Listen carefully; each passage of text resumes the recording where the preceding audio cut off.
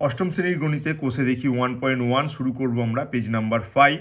তো সেখানে তো একের দাগে তোমাদের বেশ কিছু ছবির অঙ্ক রয়েছে, তো আমি দুয়ের দাগের অঙ্কটা থেকে তাই জন্য শুরু করছি। তো দুয়ের দাগের অঙ্ক কী রয়েছে? আমিনাদের বাড়ির আয়তক্ষেত্রকার উঠানের দৈর্ঘ্য 6 মিটার, প্রস্থ 4.2 মিটার। ওই উঠানের মাঝখানে 3.5 মিটার ইন্টু 2.5 মিটার মাপের একটি আয়তকার 17 ইঞ্চি পাতলাম। 17 ইঞ্চি বাদে উঠানের ক্ষেত্রফল হিসেব করতে বলা হয়েছে। তো কিভাবে আমরা অঙ্কটা করব? তো দেখো, আমাদের আমিনাদের উঠানের দৈর্ঘ্য এবং প্রস্থ বলা হয়েছে যথাক্রমে কত। দৈর্ঘ্য হচ্ছে 6 মিটার, এটা যদি আমরা উঠান এঁকে নিই, দৈর্ঘ্য 6 মিটার এবং প্রস্থ বলা হয়েছে কত? প্রস্থ বলা হয়েছে 4.2 মিটার। এই হলো আমিনাদের উঠান। আর এর মাঝে একটা 17 ইঞ্চি পাতা হয়েছে, যে 17 ইঞ্চি 3.5 ইন্টু 4.2, 3.5 ইন্টু 2.5, তাহলে এটা হলো 3.5 মিটার আর প্রস্থ হচ্ছে 2.5। তো তোমাদের একটা কথা, এই 17 ইঞ্চি পাতা হয়েছে, এটা হচ্ছে 17 ইঞ্চি পাতা হয়েছে। তোমাদের একটা কথা এখানে মনে রাখতে হবে যে উঠানের মাঝখানে 3.5 মিটার ইন্টু 2.5 মিটার, এইটার মানে হলো যে 17 ইঞ্চিটা পাতা হয়েছে তার দৈর্ঘ্য হচ্ছে 3.5 মিটার আর প্রস্থ হচ্ছে কত? প্রস্থ হচ্ছে 2.5 মিটার। এই কথাটা কিন্তু মনে রাখতে হবে। এখানে কিন্তু দৈর্ঘ্য প্রস্থ ডাইরেক্টলি বলা নেই, তবুও তোমাদের মনে রাখতে হবে 3.5 হলো ওর দৈর্ঘ্য আর 2.5 হলো উহার প্রস্থ। এই কথা মনে রেখো। তো মনে রেখে আমরা এইরকম একটা রাফ ছবি এঁকে আমরা কিন্তু অঙ্কটা সহজেই করে ফেলতে পারি। তো সেটা আমরা করব এখন। তাহলে দেখো, আমরা ঠিক এইভাবে লিখে নেব উঠানের দৈর্ঘ্য 6 মিটার, প্রস্থ 4.2 মিটার। তাহলে উঠানের ক্ষেত্রফল দৈর্ঘ্য ইন্টু প্রস্থ, তার মানে দৈর্ঘ্য বলতে তোমার 6, প্রস্থ বলতে 4.2 আর 2 মিটার, তার জন্য এক কথায় আমরা ক্ষেত্রফলকে কি বলেছি? বর্গমিটার। এখন আমাকে এই গুণটা করে নিতে হবে। কি গুণ করতে হবে? এই যে 4.2কে 6 দিয়ে গুণ করে নিতে হবে। তাহলে উঠানের ক্ষেত্রফল আমরা প্রথমে পাবো। তাহলে 6 2 12, 2 হাতে 1, 4 6 24, 1 25, অর্থাৎ 25.2 বর্গমিটার। এটা হলো উঠানের ক্ষেত্রফল। এরপর আমাদের যেটা নেক্সট করতে হবে, 17 ইঞ্চি, যে 17 ইঞ্চিটা পাতা হয়েছে তার ক্ষেত্রফল, অর্থাৎ এই অঞ্চলটার ক্ষেত্রফল বার করতে হবে। তাই আমরা লিখব 17 ইঞ্চির ক্ষেত্রফল। আমরা লিখব 17 ইঞ্চির ক্ষেত্রফল। 17 ইঞ্চির ক্ষেত্রফল কি হবে? ক্ষেত্রফল হবে তোমার এই যে 3.5 ইন্টু 2.5, তাহলে 3.5 ইন্টু 2.5। এবার 2 মিটার, তার জন্য এটাকেও কিন্তু আমি লিখব বর্গমিটার। তো এই গুণটা আমাকে করতে হবে, 17 ইঞ্চির ক্ষেত্রফল কত। তো তার জন্য আমাকে 3.5 এর সাথে 2.5 গুণ করে নিতে হবে। তো আমি গুণ করব 3.5 ইন্টু 2.5, 5 ইন্টু 5 তোমার হচ্ছে 25, 5 বসলো, হাতে 2, 3 5 15, 17। আর এখানে তুমি যদি 2 দিয়ে গুণ করো, 5 দুগুণে 10, 3 দুগুণে 6 একে 7, তাহলে এখানে 5, এখানে 7, এখানে হচ্ছে 8। আর কটার আগে দশমিক? এখানে একটার আগে, এখানে একটার আগে, টোটাল দুটোর আগে দশমিক, অর্থাৎ 17 ইঞ্চির ক্ষেত্রফল 8.75 বর্গমিটার। তাহলে 17 ইঞ্চি বাদে উঠানের ক্ষেত্রফল কত? তো সহজেই আমরা যদি এইটা থেকে এটাকে মাইনাস করি, আমরা কিন্তু পেয়ে যাব 17 ইঞ্চি বাদে উঠানের ক্ষেত্রফল কত আমরা পেয়ে যাব। অতএব আমরা লিখব 17 ইঞ্চি বাদে উঠানের ক্ষেত্রফল, 17 ইঞ্চি বাদে উঠানের ক্ষেত্রফল কত হবে? 17 ইঞ্চি বাদে উঠানের ক্ষেত্রফল, 17 ইঞ্চি বাদে উঠানের ক্ষেত্রফল নিশ্চয়ই বুঝে উঠছো যে উঠানের মোট ক্ষেত্রফল হচ্ছে 25.2 বর্গমিটার, আর তোমার এখানে 17 ইঞ্চির ক্ষেত্রফল হচ্ছে 8.75 বর্গমিটার।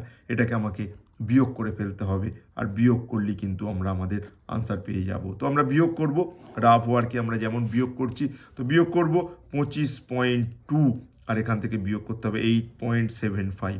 তো এই ফাঁকা ঘরে আমি 0 বসিয়ে নেব আর বিয়োগ করো 5, এখানে বিয়োগ করলে 5, হাতে 1 তোমার হচ্ছে 8, 4 12, হাতে 1 9, তার মানে এখানে 6, আর তোমার হাতে 1, তার মানে হলো তোমার কত? 1। আর একবার দেখে নেব, 5 দিতে 10, হাতে থেকে 1 8, 8 4 12, হাতে থেকে 1 9 6, আর এখানে হচ্ছে তোমার 9 থেকে 15 গেলে হচ্ছে তোমার 6, হাতে 1, মানে হচ্ছে 16.45। অর্থাৎ আমরা বলবো 17 ইঞ্চি বাদে উঠানের ক্ষেত্রফল 16 দশমিক তোমার হচ্ছে 45 বর্গমিটার। তো এই গেল তোমার এখানকার প্রথম অঙ্ক। আমরা পেজ উল্টে নেব, পেজ উল্টে তোমাদের যে অঙ্কটি রয়েছে এই অধ্যায়ে সেই অঙ্কটা আমরা এখন করব। ঠিক পেজ উল্টে নিলে 6 নম্বর পেজে তোমরা যে অঙ্কটা পাচ্ছ, অজন্তা হাউজিং কমপ্লেক্সের যে বিখ্যাত অঙ্ক তোমাদের আমি বলবো। অজন্তা হাউজিং কমপ্লেক্সের বর্গক্ষেত্রাকার পার্কের বাইরের চারিদিকে 3 মিটার চওড়া রাস্তা আছে।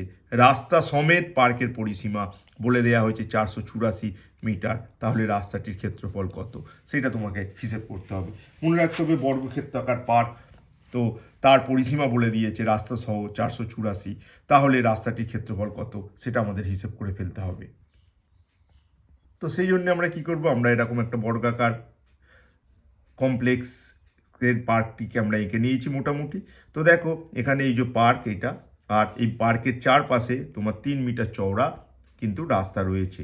এবার যেটা বলা হয়েছে রাস্তা সহ পার্কের পরিসীমা, বর্গাকার পার্কের পরিসীমা রাস্তা সহ, মানে এই লেন্থ থেকে তুমি এই এলে, এই এলে, এই এলে, এই এলে, এই যে লেন্থ, এই এই এই এই রাস্তা সহ তার পরিমাণ বলে দিয়েছে 484 মিটার। তাহলে আমি এখন লিখে নেব কি, আমি লিখে নেব রাস্তা সহ, দেখো এই 3 মিটার রাস্তা সহ বর্গাকার পার্কের পরিসীমা, যেটা আমাদের বলে দেয়া হয়েছে কত, রাস্তা সহ বর্গাকার পার্কের পরিসীমা বলে দেয়া হয়েছে কত, দেখো বর্গাকার পার্কের পরিসীমা বলে দেয়া হয়েছে, পার্কের পরিসীমা যেটাকে আমরা কত লিখব আমাদের বইয়ের তথ্য অনুসারে, সেটা হলো 484 মিটার। এটা বর্গাকার পার্কের পরিসীমা রাস্তা সহ। তাহলে রাস্তা সহ বর্গাকার পার্কের প্রতিটা বাহুর দৈর্ঘ্য, মানে এক একটা বাহুর দৈর্ঘ্য, এই এক একটা বাহুর দৈর্ঘ্য কত জানবো আমরা। দেখো বর্গাকার যেহেতু 4টে মিলিয়ে 484, তাহলে প্রতিটি কত আমরা সেটা জানবো। তাহলে আমরা কি লিখবো, রাস্তা সহ বর্গাকার পার্কের প্রতি বাহু 484 ভাজিতক 4। এই যে বর্গাকার পার্ক রাস্তা সহ, তার এই 4টে পাশ মিলিয়ে হচ্ছে 484। তাহলে এক একটা পাশের দৈর্ঘ্য কত সেটা যদি আমরা জানতে চাই, 484কে আমরা 4 দিয়ে ভাগ করে নেব। তাহলে ভাগ করলে 4 একে 4, 4 দুগুণে 8, আবার 4 একে 4, অর্থাৎ 121 মিটার। রাস্তা সহ বর্গাকার পার্কের প্রতি বাহু হচ্ছে 121 মিটার। তাহলে এই রাস্তা সহ পুরো অঞ্চলটার ক্ষেত্রফল কত, এক একটা বাহু আমরা জানতে পেরেছি কত, এক একটা বাহু এইখান থেকে পুরো এই পর্যন্ত একটা বাহু, তার দৈর্ঘ্য কত আমরা এই মুহূর্তে গণনা করে ফেলেছি, এবং সেইটা আমরা পেয়েছি 121 মিটার। তাহলে এটা যদি 121 মিটার হয়, তাহলে আমরা বলতে পারি এই যে বর্গাকার পার্ক রাস্তা সহ তার ক্ষেত্রফল কত, 121 ইন্টু 121, কারণ বর্গক্ষেত্রের ক্ষেত্রফল সমান বাহু ইন্টু বাহু, সেটাই আমরা লিখে নেব। তাহলে আমরা বলবো রাস্তা সহ বর্গাকার পার্কের ক্ষেত্রফল, এক একটা বাহু যদি 121 হয়, তাহলে রাস্তা সহ বর্গাকার পার্কটার পুরোর ক্ষেত্রফল বাহু স্কোয়ার, বাহু 121, তার স্কোয়ার মানে হচ্ছে 121 স্কোয়ার, আর ক্ষেত্রফল বলে বর্গমিটার। এই পুরো হিসেবটা আমরা কিন্তু রাস্তা সহ করেছি। এবার যদি আমরা রাস্তাকে বাদ দিয়ে দিই, তো রাস্তাকে বাদ দিয়ে দিলে কি হবে, দেখো এটা কিন্তু খুব গুরুত্বপূর্ণ।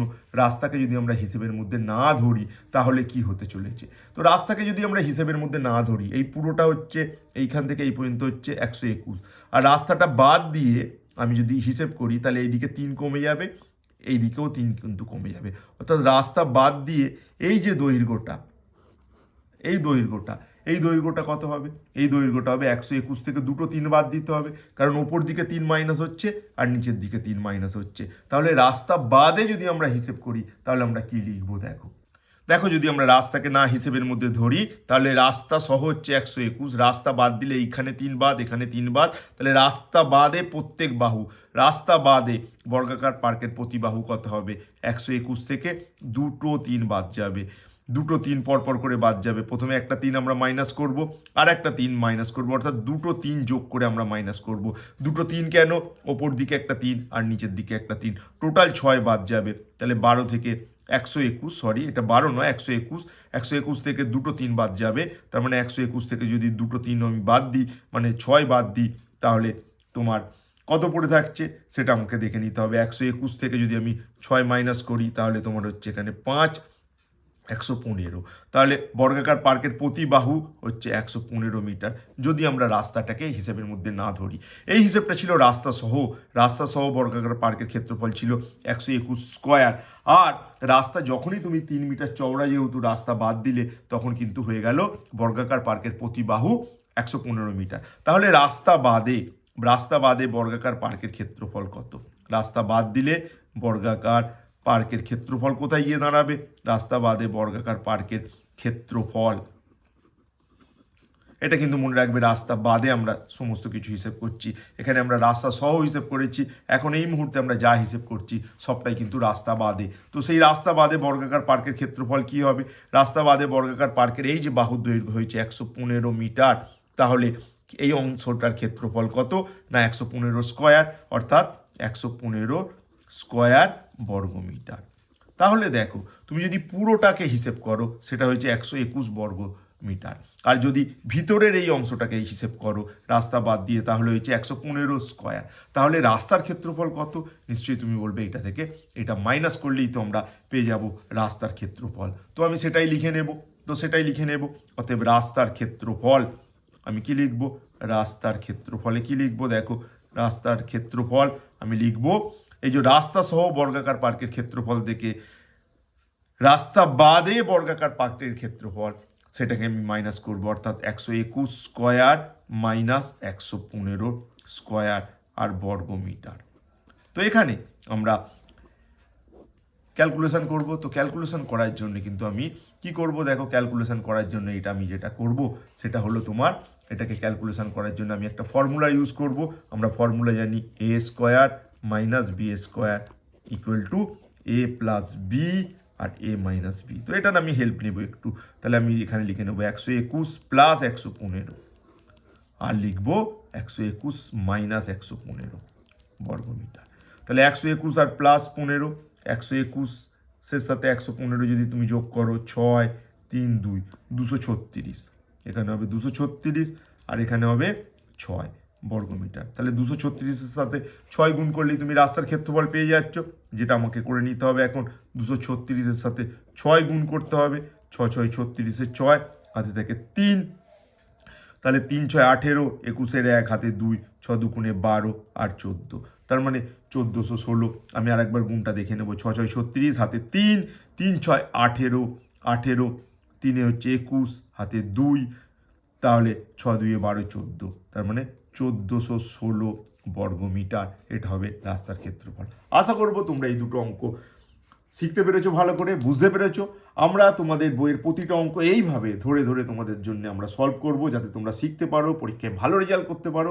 তোমরা আমাদের সাথে থাকো, আমাদের গোল্ডেন ডে ইউটিউব চ্যানেলে থেকে তোমাদের প্রতিটা অঙ্ক শেখানো হবে। তোমাদের পরীক্ষার কথা মাথায় রেখে তোমরা যাতে প্রথম পরীক্ষায় ভালো রেজাল্ট করতে পারো, যারা হতাশ হয়ে পড়েছো রেজাল্ট খারাপ করার জন্য, তাদের আমি বলবো তোমরা আমার এই চ্যানেল দেখতে থাকো। আশা করি তোমরা যথেষ্ট উপকার পাবে এবং অঙ্ক শিখতে পারবে, অঙ্কের বেস তোমাদের তৈরি হবে এবং তোমরা পরবর্তীকালে ভালো রেজাল্ট করে বাবা মায়ের নাম উজ্জ্বল করতে পারবে। ধন্যবাদ জানিয়ে আজকের পর্ব এখানেই শেষ করলাম।